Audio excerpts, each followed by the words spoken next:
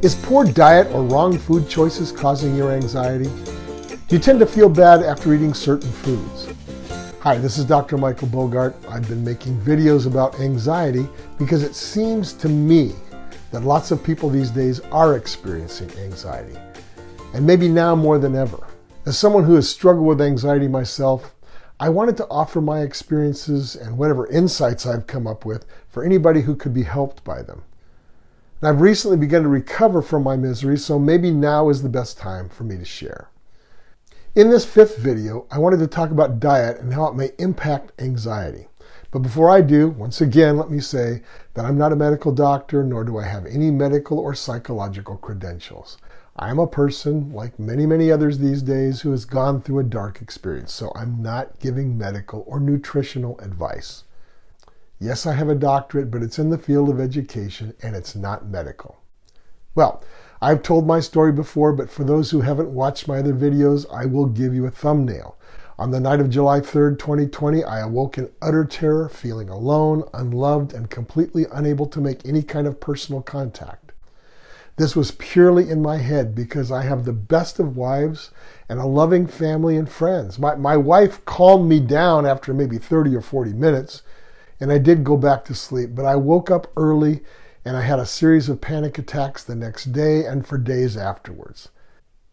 Up to this time, my health had actually been pretty good, but it deteriorated dramatically after that.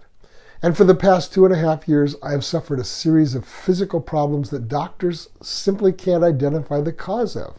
Fatigue, depression, hopelessness, and at times spiritual darkness. There have been days when I wondered if living was even worth it. Yes, I was under some stress at the time, but I thought I was coping. And stress is a topic I'll cover in another video. My experience wasn't a gradual slide into a nervous breakdown. It was instantaneous, it was dramatic, and it was horrifying. Now, I haven't mentioned this before, but the evening before my terror, my dear wife had made all of the foods I love: barbecue spare ribs, potatoes, corn on the cob, garlic bread, the works. She loves me and she loves to cook. And yes, I'm a bit overweight, but not overly so, 6'1" and 220 pounds or thereabouts. I love good food, and so I have wondered if maybe all of those rich foods and me overindulging in them the evening before may have contributed to my trauma. I'm not blaming my wife, just wondering, which led me and her to investigate diet as a factor in anxiety. Are we eating too much meat, too many carbs, not enough veggies, too much sugar?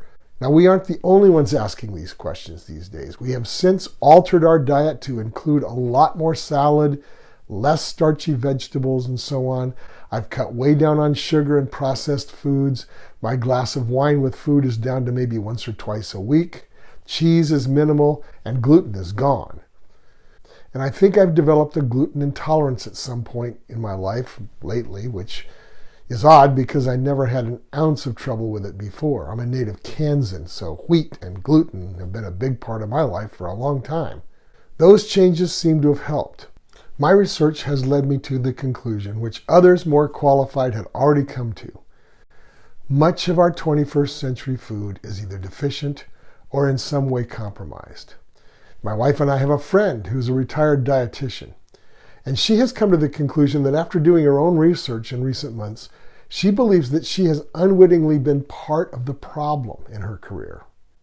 In her years of working with a major medical system, the conventional wisdom that she passed on to people about diet no longer seems to fully apply. Pieces of what she advised may actually be counterproductive. Now, some have claimed that our agricultural practices, food processing, flavor and preservative enhancing additives, and other things have caused our food to be less nutritious and sometimes even toxic. I am not qualified to say whether this claim is true or not. However, avoiding certain products and adding herbal supplements to our diet has been a help in reducing my digestive problems and, as a result, my anxiety as well. Maybe you can relate to this. Food can cause all sorts of physical reactions. In my case, I think that parasites that I may have picked up in some of my travels could have been a factor in my anxiety. Certain foods feed parasites, which in turn cause havoc with digestion, which can make you anxious and irritable. They also can cause weird skin rashes, brain fog, and other problems. Some foods, along with stress, can cause beneficial microorganisms in your digestive tract to multiply out of control and cause problems. How to get rid of these intruders? Well, we use herbal remedies that kill parasites or discourage their growth. I asked my primary care doctor if parasites might be the problem. He tested me for 2 different kinds of parasites and found nothing. The problem is there are dozens of different types that those tests would not have detected. So I turned to natural medicine, which has helped a bit. And I believe that just recently, I found something that is working to rid me of these pests. So is food causing your anxiety? Maybe. It's worth checking out. Proverbs 23:20 counsels this: "Do not be with heavy drinkers of wine or with gluttonous eaters of meat. For the heavy drinker and the glutton will come to poverty, and drowsiness will clothe one with rags." Now, of course, that's talking about the dangers of hanging around with people involved in heavy drinking and gluttonous eating. That if you hang around such people, they'll probably lead you into all sorts of bad things. But it does point out that the wrong food choices might be dangerous to your health. It's worth thinking about anyway. And whatever you do, don't give up. We'll see you in the next video where I will talk about possible spiritual aspects to anxiety. This is Dr. Michael Bogart with Aspect Ministries.